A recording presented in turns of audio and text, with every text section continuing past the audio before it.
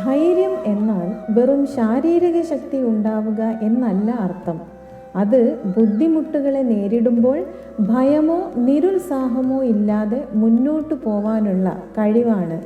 യഥാർത്ഥ ധൈര്യം നേടിയെടുക്കാൻ നമുക്കുണ്ടായിരിക്കേണ്ട ഗുണങ്ങൾ ഏതൊക്കെയാണെന്ന് നോക്കാം. ശാരീരികവും മാനസികവുമായ പരിധികൾക്കപ്പുറത്തേക്ക് ഉയരുക, താൽക്കാലിക സുഖങ്ങളിൽ മുഴുകി വഴിമാറിപ്പോവാതെ നമ്മുടെ ലക്ഷ്യങ്ങളിൽ ശ്രദ്ധ കേന്ദ്രീകരിക്കുക, വികാരങ്ങളെ നമ്മളെ നിയന്ത്രിക്കാൻ അനുവദിക്കുന്നതിനു പകരം അവയെ നിയന്ത്രിക്കുക, ശാരീരികവും മാനസികവുമായ ബലഹീനതകളെ ദൃഢനിശ്ചയത്തോടെ മറികടക്കുക, മറ്റുള്ളവരോട് ക്ഷമിക്കാനും സഹിക്കാനുമുള്ള ശക്തി ഉണ്ടായിരിക്കുക, നമ്മുടെ സ്വന്തം മനസ്സിനെ നിയന്ത്രിക്കുകയും വെല്ലുവിളികളെ വിവേകത്തോടെ കൈകാര്യം ചെയ്യുകയും ചെയ്യുക, തീരുമാനങ്ങൾ എടുക്കുന്നതിനു മുൻപ് അവയുടെ അനന്തരഫലങ്ങൾ മനസ്സിലാക്കി പ്രശ്നങ്ങളെ ശാന്തമായി നേരിടുക.